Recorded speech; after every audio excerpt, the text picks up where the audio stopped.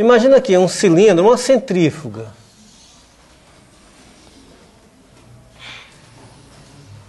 Num parque de diversões, você tem uma centrífuga bem grande que gira com velocidade ômega. E aqui dentro você bota umas pessoas, umas crianças. E quando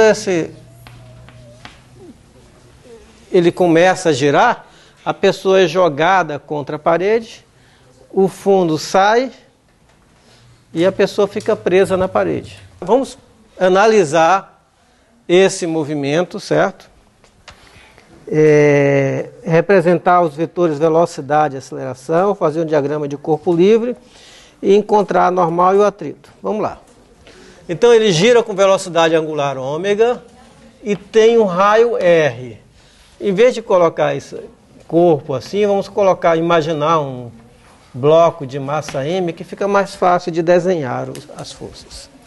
Primeiro lugar, o que eu posso afirmar sobre velocidade e aceleração deste corpo? Esse cilindro está girando com velocidade ômega. Aqui é um desenho visto quase que de lado, só um pouco de cima. Eu posso fazer um desenho também visto de cima. Se eu fizer esse desenho visto de cima, está aqui esse corpo. Certo? Aqui é visto de cima, aqui é visto de lado. Velocidade. Onde é que está? Em que direção e sentido aponta a velocidade? Concorda que está entrando aqui? Então, quando tem um vetor assim entrando, a gente às vezes representa com um X. Como se fosse uma seta, a gente está vendo uma flecha, a gente está vendo as peninhas da flecha atrás. Certo? Se eu fizer esse mesmo desenho aqui, em que direção eu ponho a velocidade? Eu estou vendo de cima. A velocidade estaria em que direção? Assim. Certo? Então esse é o vetor velocidade, certo? E o vetor aceleração? Como é que eu represento esse vetor aceleração? Tem aceleração? Digamos que ele esteja circulando com velocidade angular constante. Vai ter aceleração? Vai ter, por quê? Porque quando ele girar aqui, a velocidade está mudando de direção. Se está mudando de direção, tem aceleração centrípeta. A aceleração centrípeta aponta em que direção aqui? Se o movimento se dá no círculo, a aceleração centrípeta aponta para onde? Para dentro do círculo. Então, a aceleração vai estar para cá. De maneira que daqui a pouco essa velocidade veio para cá. A aceleração está para baixo, a velocidade é para cá. Antes ela tinha uma componente só vertical, ganhou uma componente naquela direção da velocidade. Por isso essa aceleração é para lá. Essa aceleração está fazendo com que tenha componente da velocidade para lá, quando aqui não tinha. Certo? E aqui? Onde é que eu aponto essa aceleração? Para o centro também, para o eixo, né? Concordam? Bom, agora vamos colocar a dinâmica. Quais são as forças que atuam sobre este corpo? Tem peso, não tem? Então o peso eu vou colocar aonde? Vamos pegar aqui nessa... O peso eu ponho para onde? O que mais? Que outras forças atuam? Só o peso? Tem uma normal. Essa normal aponta em que direção? Na direção normal à parede. Então eu tenho uma força normal que é para cá. Que é a força peso. O que mais? Só essas duas forças? E por que esse corpo não escorrega e cai? Em atrito. E este atrito aponta em que direção? Contra a parede?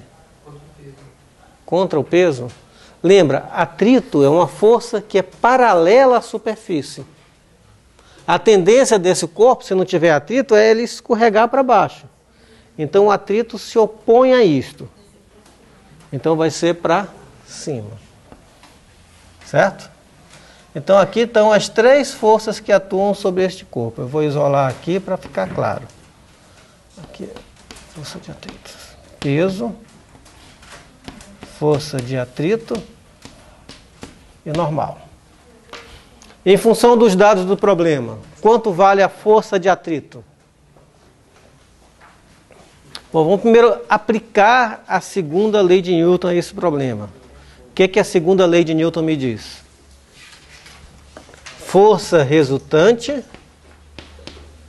é igual a massa, chamei de M maiúsculo, vezes a aceleração, certo? Vetorialmente. Depois eu preciso traduzir esta igualdade em termos de componentes.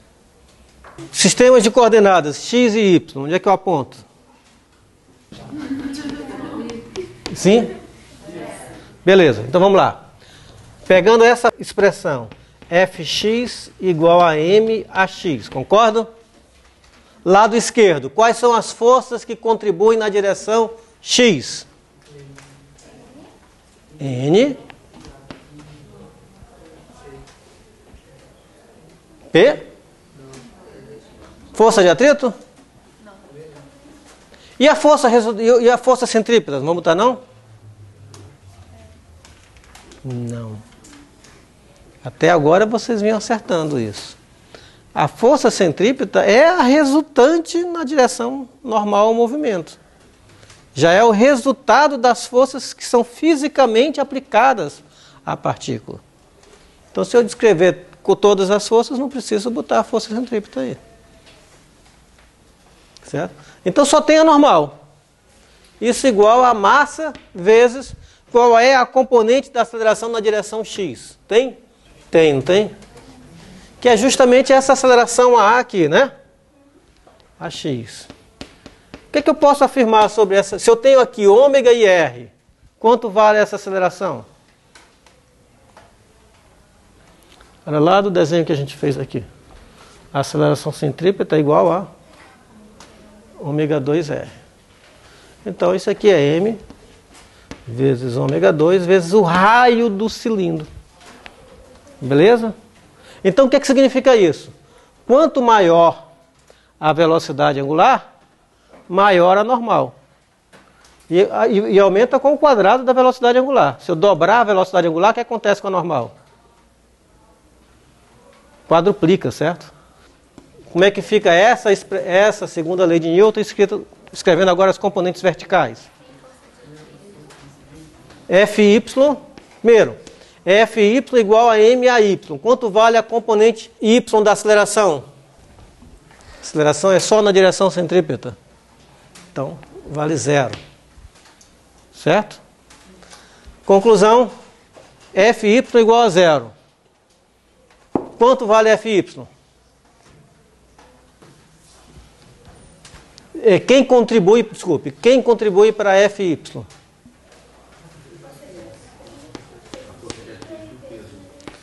Mais peso ou menos peso? Força de atrito ou menos peso é a componente Y. Isso igual a 0. Conclusão, quanto vale a força de atrito? Vale o peso. E quanto vale a normal? Vale M ômega 2R. Legal, né? Pergunta. Esse atrito é cinético ou é estático? Estático? Mas ele não está girando? Em relação à parede. O que define se o atrito é cinético ou estático é se tem movimento relativo entre as duas superfícies em contato.